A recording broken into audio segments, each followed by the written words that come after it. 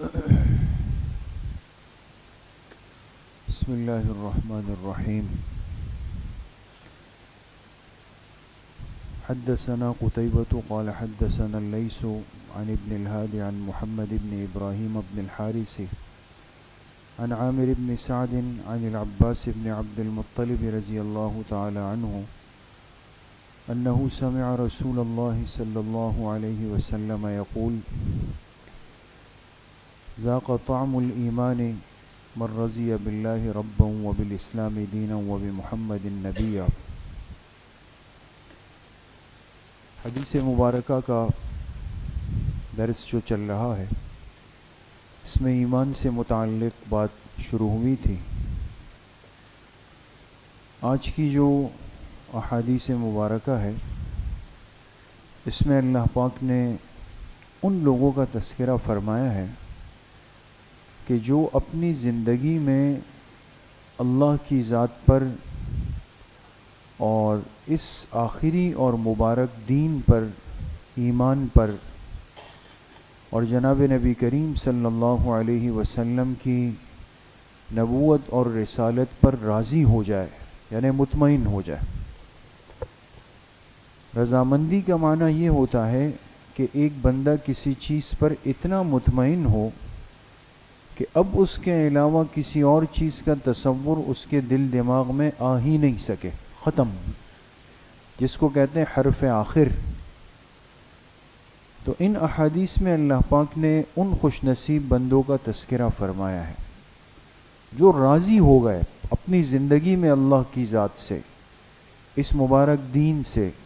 اور آپ علیہ الصلاۃ والسلام کی نبوت اور رسالت پہ. یہ پہلی روایت آپ علیہ الصلاۃ والسلام کے چچا حضرت عباس ابن عبد المطلب رضی اللہ عنہ سے ہے. فرماتے ہیں کہ انہوں نے جناب رسول اللہ صلی اللہ علیہ وسلم سے سنا، آپ فرما رہے تھے: ذاق طعم الایمان، اس بندے نے ایمان کا ذائقہ چکھ لیا. کس بندے نے؟ من رضی باللہ ربا وبالاسلام دینا وبمحمد نبیا، جو راضی ہو گیا اللہ تعالیٰ کی ذات کو رب ماننے پر، جو راضی ہو گیا اسلام کو دین ماننے پر، اور جو راضی ہو گیا محمد صلی اللہ علیہ وسلم کو نبی ماننے پر. تین باتوں پر راضی ہو گیا. اور میں نے آپ سے عرض کیا کہ رضامندی کا مطلب کیا ہوتا ہے؟ اطمینان. اطمینان، ایک بندہ مطمئن ہو جائے اب کسی اور طرف اس کی نگاہ جا ہی نہیں سکتی، ختم. تو جس بندے کو اللہ یہ نعمت اور سعادت دے دے کہ وہ اللہ کو اپنا رب ماننے پر راضی ہو گیا، مطمئن ہو گیا، اور اسلام کو اپنا دین ماننے پر راضی ہو گیا، مطمئن ہو گیا، اور آپ علیہ الصلاۃ والسلام کی ذات اقدس کو نبی اور رسول ماننے پر راضی ہو گیا، یعنی مطمئن ہو گیا. اب اللہ کے علاوہ، اسلام کے علاوہ اور آپ علیہ الصلاۃ والسلام کے علاوہ کسی اور ذات، کسی اور چیز، کسی اور سمت پر اس کی نگاہ جانے کا تصور ہی ختم ہو گیا. تو فرمائے ذاق طعم الایمان، اس بندے نے ایمان کے ذائقے کو چکھ لیا. اب یہاں دیکھیں آپ علیہ السلام نے جو تعبیر استعمال فرمائی، ذاقہ، ذاقہ کے معنی آتے ہیں کسی چیز کو چکھنا، چکھنا. اب ذائقے کو چکھنے کے لیے وہ زبان کارآمد ہے جو صحت مند ہو، ہے نا. ایک آدمی کو اگر بخار ہو یا نزلہ زکام ہو تو آپ دیکھیں ان سے کہتے ہیں کہ بھئی آپ کو کیسا محسوس ہو رہا ہے؟ کہتے بھئی مجھے تو کئی دنوں سے نزلہ ہے یار، مجھے تو کچھ فرق نہیں سمجھ میں آ رہا. بیمار ہے. تو بیمار آدمی کسی چیز کی کمی کو، زیادتی کو، مٹھاس کو، کھٹاس کو، نمکینی کو، کڑوے پن کو، اس کو اتنا اچھے انداز میں محسوس نہیں کر سکتا. اس لیے عام طور پہ دیکھا ہو نا، جب گھروں میں کھانا پکتا ہے تو مستورات خاص طور پہ کر کوئی دعوت ہے، مہمان آ رہے ہیں، تو اس کے ذائقے کو چکھنے کے لیے کسی بچے، سمجھدار بچے کو بلاتے، اس لیے کہ بچے ہی اب صحت مند رہ گئے ہیں زیادہ تر، ورنہ تو سبھی کسی نہ کسی بیماری کے اندر مبتلا ہیں۔ تو ذائقے کا درست ہونا یہ انسانی صحت کی تندرستی کی دلیل ہوتی ہے دوستو۔ تو جس بندے کو ایمان کی مٹھاس محسوس ہو گئی، ایمان کی حلاوت محسوس ہو گئی، نماز پڑھنے کے بعد اس کو ایک تسلی محسوس ہو گئی، آپ علیہ الصلاۃ والسلام کے مبارک تذکرے اور درود شریف کے بعد دل میں ایک سرور آ گیا، تو سمجھ جائے کہ اس کا ایمان تندرست ہے اندر سے، اس کو ایمان کی وہ حلاوت اور مٹھاس اور اس کا ذائقہ ضرور محسوس ہو جائے گا۔ اب یہ جو ہمارے اندر کمی کوتاہی اور کمزوری ہے، یقیناً اس میں شک نہیں کہ اللہ کی بڑی نعمت ہے کہ اب بھی انسان جب وضو کر لیتا ہے تو ایک کیفیت آ جاتی ہے انسان پہ سکون کی، پھر اگر 2 رکعت نفل پڑھ لیتا ہے، تحیۃ الوضو تحیۃ المسجد پڑھ لیتا ہے تو اور دل پہ مطمئن ہو جاتا ہے، پھر جب باجماعت نماز پڑھ لیتا ہے تو اور زیادہ ایک سرور کی کیفیت آ جاتی ہے، پھر جب باقی معمولات سنتیں پورے کر لیتا ہے اور مطمئن ہو جاتا ہے۔ تو اللہ کا شکر تو ہے کہ ٹھیک ہے، اگر 100% تندرست نہیں ہے تو 100% بیمار بھی نہیں ہے، کسی نہ کسی درجے میں آج بھی انسان کو ایمان اور اعمال کی حلاوت محسوس ہو جاتی ہے۔ تو یہ بڑی اللہ پاک کی طرف سے ایک خوش نصیبی ہے اور سعادت ہے کہ ایمان اور اعمال کے بعد انسان کو اللہ پاک ایک ظاہری سکون بھی عطا فرما دیتے ہیں، اور اگر خدا نخواستہ انسان اعمال ترک کرتا چلا جائے، بالکل بے نمازی ہو گیا، بالکل دور ہو گیا، تو کچھ عرصے کے بعد وہ یہ فرق ہی نہیں کرے گا کہ میں نمازیں چھوڑوں پڑھوں تو اس سے کوئی فرق بھی پڑ رہا ہے نہیں پڑ رہا، وہ بالکل ہی بیمار جسم بن چکا ہوگا۔ تو اس لیے میرے عزیزوں، دوستوں، بزرگوں، اللہ پاک اس بندے کو ایمان کا ذائقہ چکھا دیتے ہیں، ایمان کی حلاوت اور مٹھاس چکھا دیتے ہیں۔ اسی طریقے سے جو دوسری روایت ہے حضرت انس ابن مالک رضی اللہ عنہ سے، فرماتے ہیں جناب رسول اللہ صلی اللہ علیہ وسلم نے فرمایا، ثلاث من کن فیہ وجد بہن طعم الایمان، 3 باتیں جس کے اندر پائی جائے تو اس نے ایمان کے ذائقے کو چکھ لیا۔ کتنی باتیں؟ 3 باتیں۔ من کان اللہ ورسولہ احب الیہ مما سواہما، یہ پہلی بات ہے، جس شخص کے لیے اللہ اور اللہ کے رسول صلی اللہ علیہ وسلم کی ذات ان کے ما سوا سے، یعنی ان 2 کو آپ ہٹا دیں، باقی جتنی دنیا اور دنیا کی اشیاء اور چیزیں ہیں ان سب سے اللہ اور اللہ کے رسول کی ذات زیادہ محبوب ہو جائے، باقی چیزیں اس کے ماتحت ہیں، ان سب چیزوں پر اللہ اور اللہ کے رسول صلی اللہ علیہ وسلم کی محبت غالب ہو گئی،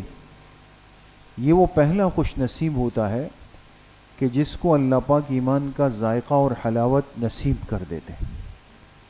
دوسرا، وَأَن يُحِبَّ الْمَرْءُ لَا يُحِبُّهُ إِلَّا لِلَّهِ، ایک شخص کسی سے محبت کرے تو یہ محبت صرف اللہ کی رضا کے لیے کر رہا ہو، اگر اس محبت میں اور کوئی غرض، کوئی مقصد، کوئی فائدہ، کوئی نفس،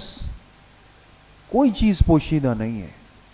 کیونکہ صرف اللہ کی رضا کے لیے کسی سے محبت کر رہا ہے، کسی سے ملاقات کر رہا ہے، کسی کے ساتھ خیر خواہی کر رہا ہے، کسی کے لیے سہولت پیدا کر رہا ہے، تو یہ وہ خوش نصیب بندہ ہوتا ہے کہ جس نے جو قربانی دی، جو محنت کی، جو فکر کی، جو مال وقت جان خرچ کی، اور کوئی غرض بھی نہیں، صرف اللہ کو راضی کرنے کے لیے کر رہا ہے، اس بندے سے اللہ راضی ہو جاتے ہیں اور اس کو اس کے ایمان کی مٹھاس چکھا دیتے ہیں۔ تیسرا فرمائے، وَأَن يَكْرَهَ أَن يَعُودَ فِي الْكُفْرِ بَعْدَ إِذْ أَنْقَذَهُ اللَّهُ مِنْهُ كَمَا يَكْرَهُ أَن يُقْذَفَ فِي النَّارِ، جو بندہ کفر میں جانے کو اتنا ناپسند کرتا ہو کہ ایک دفعہ اللہ نے اس کو کفر سے بچا لیا ہے، مومن ہے، اب یہ بندہ کفر میں جانے کو اتنا ناپسند کرتا ہو جیسے آگ میں پھینکے جانے کو. اس کے سامنے اگر کفر کا تذکرہ آئے، کفر کی بات آئے، کفر کی تعریف آئے، وہاں کے منافع اور سہولیات آ جائے کہ بھئی وہاں یہ فائدہ بھی ہے، یہ بھی ہو جائے گا، وہ بھی آپ کو مل جائے گا، لیکن یہ اس کفر کے تصور اور تذکرے کو اتنا ناپسند کرتا ہے، اتنی اس سے گھن کرتا ہے کہ جیسے کہ کسی کو آگ میں پھینکے جانے کو کہا جائے اور وہ اس بات کو ناپسند کرتا ہو. تو آپ اگر میرے عزیزوں، دوستوں، بزرگوں تینوں چیزوں پر غور کریں تو تینوں کے اندر جو قدر مشترک بات ہے وہ اللہ کی ذات، اللہ کے پاک پیغمبر کی ذات اور اللہ کا بھیجا ہوا مبارک دین. وہی تین باتیں ہیں دوست، یہ تین چیزیں. تو ایمانی زندگی ان تین چیزوں کے ارد گرد گھومتی ہے دوستوں. لہٰذا باقی جتنی چیزیں اس دنیا کے اندر ہے وہ انسان کے استعمال کی ہے،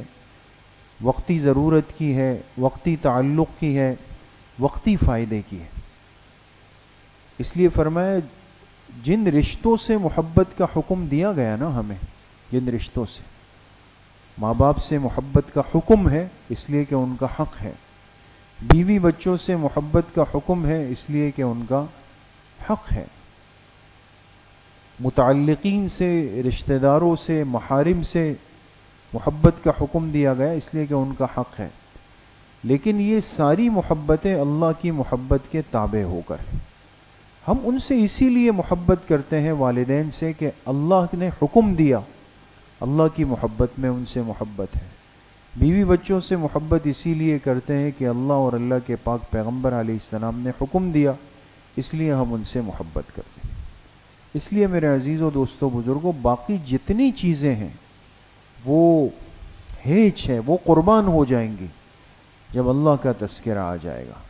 جب اللہ کے دین کا تذکرہ آ جائے گا، جب اللہ کے پاک پیغمبر علیہ الصلاۃ والتسلیم کا تذکرہ آ جائے گا، تو پھر ہم باقی ساری چیزوں کو پس پشت کر دیں گے، اس کو ہم ہٹا دیں گے. صرف یہ چیزیں پھر ہمارے سامنے ہوگی، اور ایسے بندے کو اللہ پاک ایمان کی مٹھاس چکھا دیتے. اب رہی یہ بات کہ یہ مٹھاس آیا واقعی محسوس ہوتی ہے یا اس سے مراد ایک روحانی کیفیت ہے. بات سمجھ رہے؟ ایک تو یہ نا کسی نے آپ کو کوئی چاکلیٹ ٹافی دے دی، آپ نے منہ میں رکھی اور زبان میں ایک مٹھاس محسوس ہو رہی، اور ایک جیسے میں نے عرض کیا کہ ہم وضو کر کے نماز پڑھتے ہیں تو ایک سرور کی سی کیفیت آ گئی. ٹھیک ہے زبان پہ کوئی چینی کا ذائقہ نہیں آیا لیکن جسم میں ایک خوشی کی کیفیت آ گئی. تو یہاں جو فرمایا گیا کہ اللہ اس کو ایک ذائقہ، ایک حلاوت چکھا دیں گے، اس سے مراد کیا ہے؟ جمہور کی رائے یہی ہے، محدثین کی، علماء کی،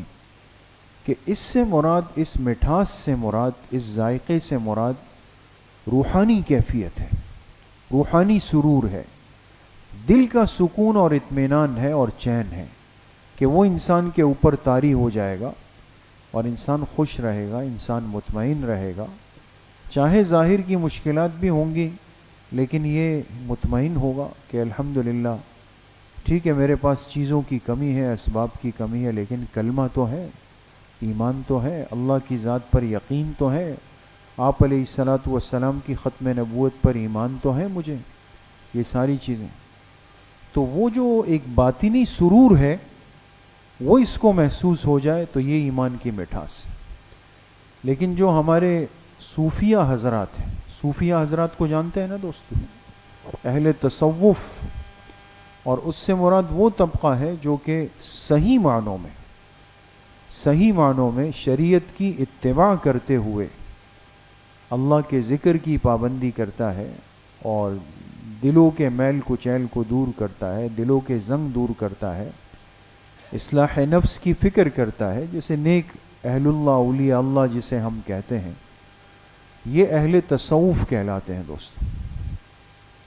وہ فرماتے ہیں کہ نہیں، اگر بندہ اپنے اوپر محنت کرے اور اپنے ایمان کی حفاظت کرے اور اللہ سے محبت کرے، اللہ کے پاک پیغمبر علیہ الصلاۃ والسلام کے طریقوں کو اپنی زندگی کا حصہ بنا لے اور دین کو اپنے لیے محبوب بنا لے، وہ حضرات فرماتے ہیں کہ ایک وقت ایسا ضرور آتا ہے کہ اس بندے کی زبان بھی اس مٹھاس کو حقیقتاً محسوس کرتی، ایک مٹھاس جیسے کہ کوئی چیز اس کی زبان کے اوپر رکھ دی گئی۔ تو بہرحال انسان بہر صورت خوش نصیب ہے اور کامیاب ہے، بشرطے کہ اس کا تعلق، اس کا ربط، اس کا تعلق وہ اللہ کی ذات کے ساتھ، اس مبارک دین کے ساتھ اور حضور علیہ الصلاۃ والسلام کے ساتھ مضبوط ہو۔ اس لیے ایک دعا سکھائی گئی بڑی فضیلت والی، ذہن میں آ رہی ہے کسی کو؟ اس حدیث کو سامنے رکھ کر کیا فرمایا گیا؟ رضیت باللہ ربا وبالاسلام دینا وبمحمد نبیا ورسولا صلی اللہ علیہ وسلم۔ دعا پہلے پوری کر لیں، درود شریف اس کے بعد پڑھیں گے، اس لیے کہ حدیث میں الفاظ اسی طرح ہیں، رضیت باللہ ربا وبالاسلام دینا وبمحمد نبیا ورسولا صلی اللہ علیہ وسلم۔ تو بھئی یہ دعا ہر ساتھی یاد کریں، کوشش کریں کہ ہر نماز کے بعد اس کو کم از کم 3 مرتبہ پڑھیں۔ تینوں باتیں اس کے اندر جمع ہو جاتی ہیں، گویا ایک بندہ ان تینوں باتوں پر اپنی رضامندی کا اعلان کر دیتا ہے۔ اور میں نے عرض کیا کہ رضامندی نام ہے اطمینان کا، کہ 100% اللہ میں ان چیزوں پر مطمئن ہوں، اس کے علاوہ کسی اور چیز کا تصور بھی میرے پاس نہیں۔ اللہ کریم مجھے بھی آپ سب کو صحیح عمل کی توفیق نصیب فرمائے۔ الحمدللہ رب العالمین، والصلاة والسلام علی سیدنا۔